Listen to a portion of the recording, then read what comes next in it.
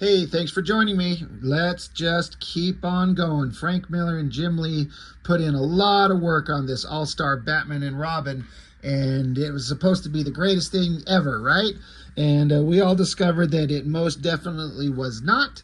But once you kind of just accept the insanity, you just kind of just go with it. I guess you could get some enjoyment out of it.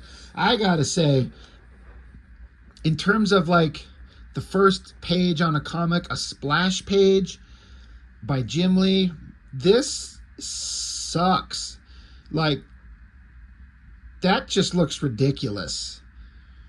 I always like to make sure that I say that when I point out what I feel like is an artistic kind of failing from who is considered one of the best comic artists of all time, um, it's just objective kind of opinion, and you don't have to agree with me, and you can tell me that I'm crazy, but like this splash page of Batman looks ridiculous.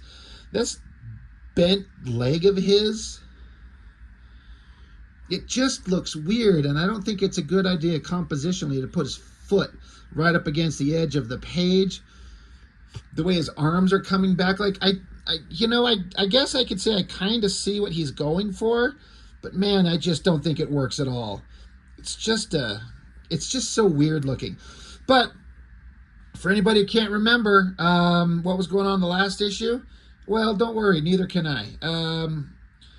Ultimately, oh yeah, it was we had the introduction of Batgirl, little Barbara Gordon. She was 15 or some shit like that, and she just decided to put on a Batgirl outfit and jump out her window, and that's the last we saw of her, and I don't think we see her anywhere in this book, so thank God Frank Miller wasted our time introducing us to that.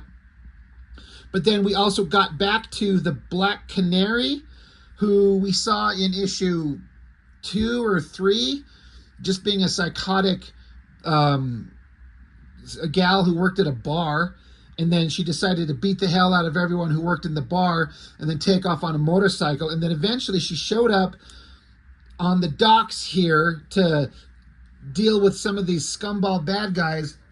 She got in a fight, and she was kind of doing okay, but Batman was observing from the distance, so he jumps into the middle of the fight. And that's where we pick up from here. Batman beating up a bunch of criminal scum, which, that's what he does. But man, that splash page, it just looks ridiculous. It sucks.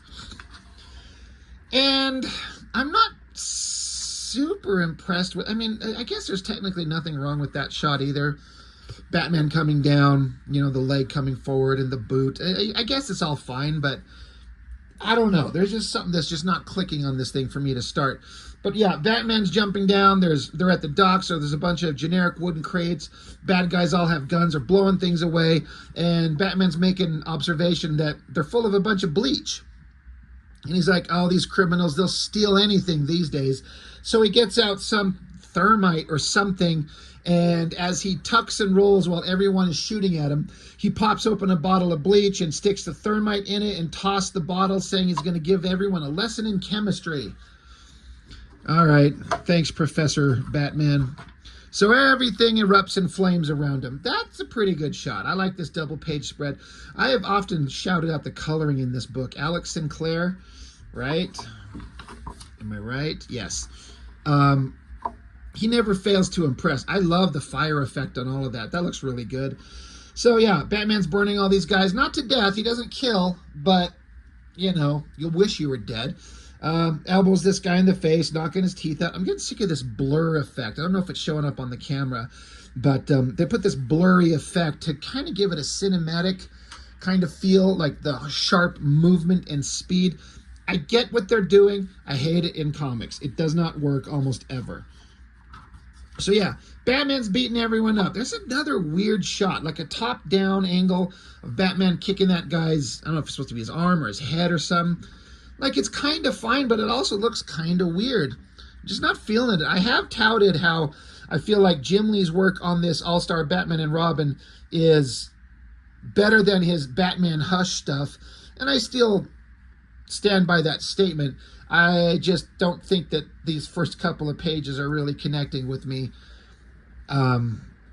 like they're all fine, you know. A lot of artists would just die to be able to have this kind of ability to do what Jim Lee does, but I'm not feeling it. I'm not digging it. But yeah, Batman beats him up, puts a heel to this guy's head, and meanwhile, Black Canary, she's watching, and she's getting all buttery in her nether regions for it. Like she literally is like saying how she's thunderstruck in love with the man, the goddamn Batman. Like she's getting all wet for him. It's kind of gross and kind of funny at the same time. And I mean, you know, no one does the kind of shit that she does. It is kind of a normal, mentally stable kind of human being. But this is Gotham. No one's normal. So now that Batman beat the shit out of everyone, Black Canary jumps out and she says, has anybody ever told you, my good man, that you're totally hot? Like, I'm not making that dialogue up. She literally said that. And Batman literally says, not for the last few days, no. So she throws herself in his arms and starts making out with him. And of course, you got the Frank Miller dialogue. Her tongue's a little bit sandy. She's a smoker. Cigars, Cuban. I haven't kissed a smoker in weeks. Not since Selena. So I kind of digging this, you know, hot girls jumping her way into Batman's arms. So Jimmy's going to take and draw the nice ass shot, and she's wearing fishnet and leather, and they're making out. I'm like, oh my God. They're throwing at each other, throwing themselves at each other, but comic book characters, they never fuck. This never happens. These characters never fuck. Guess what? They totally fucked. Like, they're lying there in the rain, and it says, we keep our masks on. It's better that way. So Batman still got his mask on, his cape on, and he's got her right on the frickin' docks in the rain, just throwing the old bat hammer down. And the giant lightning bolt representing his super bat load. I mean, come on, ba-boom. And so now he's got a smile on his face. He's like, you need a ride home in this rain? You'll freeze to death on that Harley. She's like, what? You've got a car? You're the goddamn Batman. You need yourself a goddamn car? So I was legitimately kind of surprised. I was actually laughing. I'm like, oh my gosh, Batman's fucking somebody. Get her. And it makes sense. Like, why would these superheroes just see each other and they're all hot bodies and they're all worked up, and after they, dispense some justice, why don't we dispense some hot bat love? I mean, why not? So, they're picking themselves up. It'd be funny if they were still like half naked, like if Batman's shorts, like his underwear was still around his ankles and her tits were hanging out. Like, come on. If we're gonna go for it, let's go for it. But she's like, you have a car? And he's like, yeah, sure I do. I'm not the one who can fly, although the idiot doesn't even know he can fly. And then he says, Batmobile, find me. And you hear the little voice, the automated voice say, very good, sir, right away. And so the girl's like, Batmobile? And so Batman points an angry finger at her. He's like, not one word. I've taken enough grief about calling my goddamn car the goddamn Batmobile. I'm the goddamn Batman, and I can call my goddamn car whatever the hell I want to. She says, whatever you say, man. It's just a totally queer name for a car is all. Which is exactly what Robin said about it.